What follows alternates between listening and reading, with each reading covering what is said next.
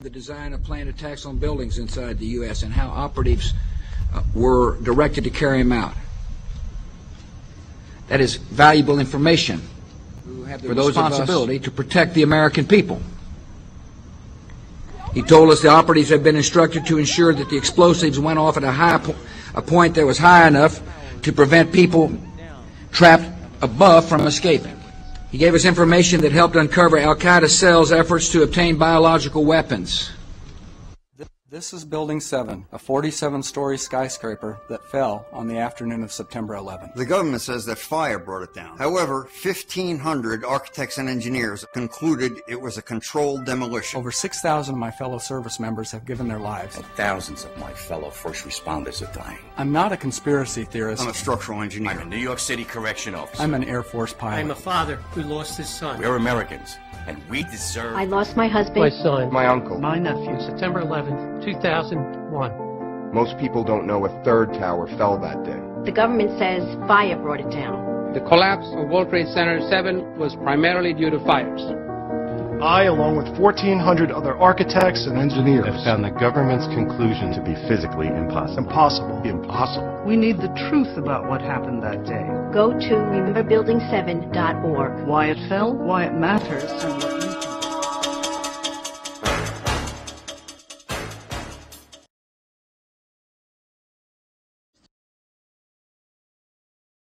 Rocket scientist Wernher von Braun, who built German rockets and dropped them on London, was also put on the new CIA payroll.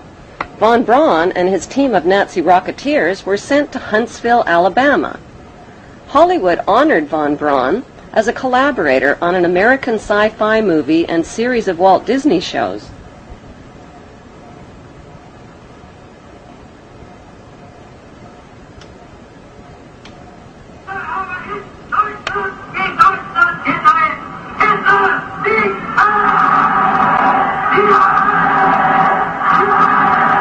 Let's take you back to 1958, 59, and I'm suddenly required to work with a Nazi. I grew up in World War II. Now, you couldn't expect me to suddenly have a great love for somebody that came out of Petermundy and was firing rockets at the people in England and blowing them up, and furthermore had been in Petermundy where he had slave labor, etc. So how am I supposed to suddenly like that guy? The international banksters and the men who served them had won the American, Russian, and British versions of monopoly by seizing control of the Bank of England and the U.S. Federal Reserve, and by wiping out the Russian czars. But the ultimate goal of the banksters was to win the world game. Their devious game plan was to divide the world into two warring power blocks: the Western capitalist bloc, led by the United States, and the Eastern Communist Bloc, led by Russia.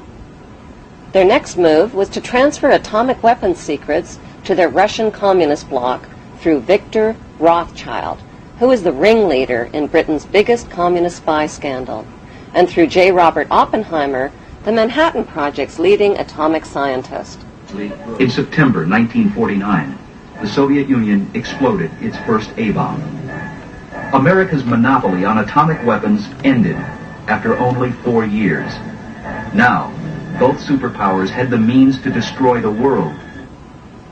The next step was to stage a phony arms race and Cold War between their First World Capitalist Bloc and Second World Communist Bloc.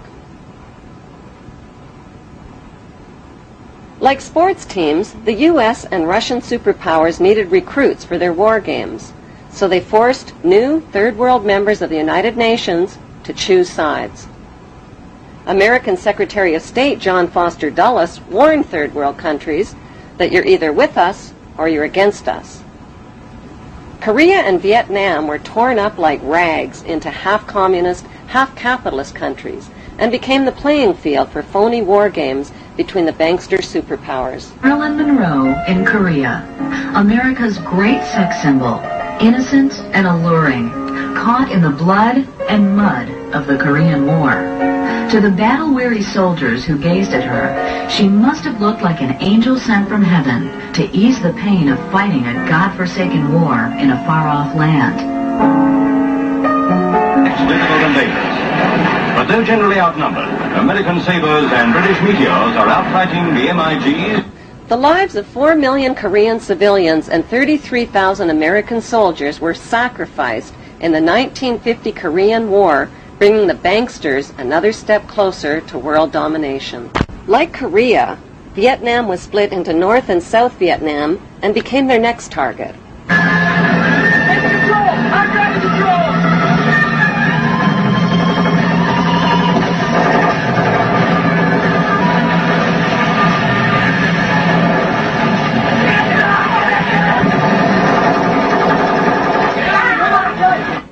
In 1954, the U.S. military dropped millions of tons of bombs on undefended Vietnamese civilians and turned their lush green countryside into blood-red killing fields. It was a butcherous campaign of terror, rape, torture, lies, and cover-ups. The U.S. military, who had already tested 2 radioactive atomic weapons of mass destruction on the people of Japan, decided to test their chemical weapons of mass destruction on the people of Vietnam.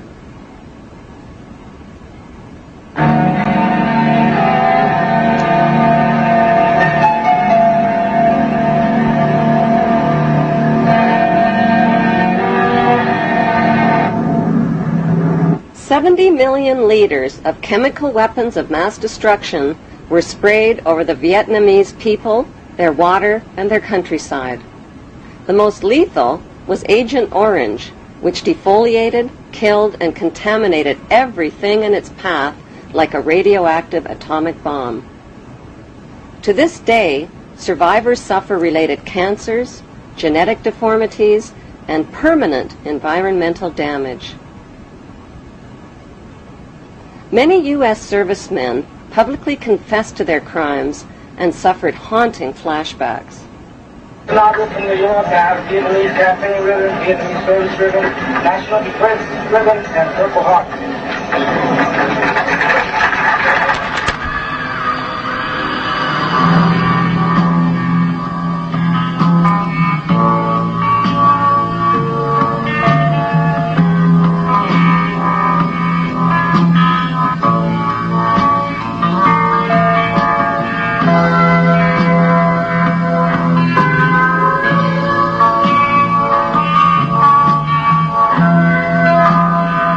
In spite of massive U.S. war protests, President Nixon increased America's military presence in Vietnam to 500,000 soldiers by 1969.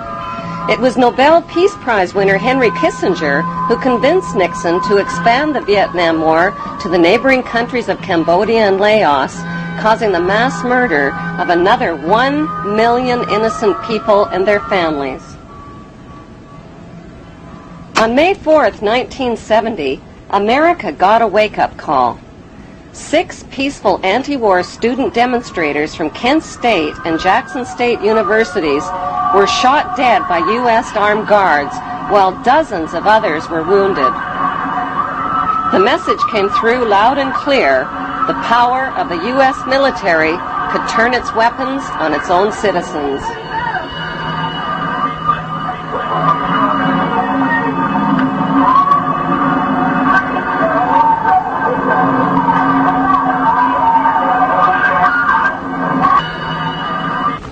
In 1947, the United States played host to an international conference at Bretton Woods to put an end to world poverty and starvation caused by World War II. The idea was to give humanitarian loans to needy nations by creating a World Bank and an International Monetary Fund. But who would be put in charge of these billion-dollar megaloans? Who else but the U.S. Federal Reserve bankster families?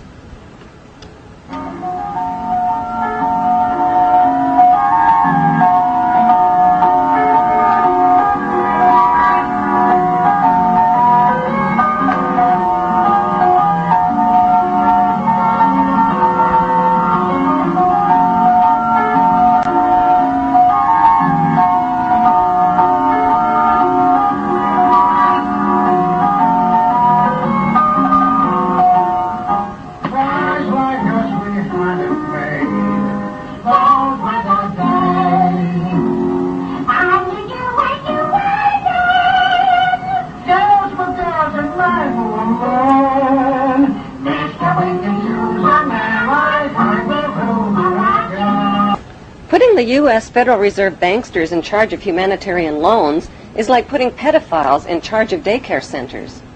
Instead of helping the poor, the banksters turned the World Bank and International Monetary Fund into international pawn shops and robbed the poor. Just to qualify for a loan, desperate nations were forced to pawn their mines, forests, railways, power companies, and water systems and agree to over 100 loan conditions at loan shark interest rates. To pay off the loans, they were forced to ignore laws that protected their environment, to lower wages, and to cut back on their education and on their health care. They were also forced to privatize and sell off their resources to crooked corporations like Enron. Lord Wakeham, the director of N.M. Rothschild & Sons, was on the audit committee of Enron and cooked the books and sucked billions from pension funds and investors before declaring bankruptcy. When poor nations were unable to pay their loans, they were given new loans to pay off the old loans. But these so-called bailout loans weren't about bailing out the poor. They were about bailing out and lining the pockets of loan underwriters like Citigroup and America's most notorious crooks and banksters.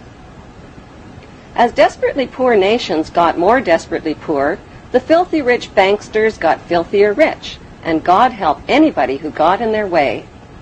Davison Buddu, senior economist for the International Monetary Fund, resigned to, quote, wash my hands of the blood of millions of poor and starving people. When President John F. Kennedy tried to take back America by reviving U.S. government-printed money, his head was blown off in a Dallas motorcade.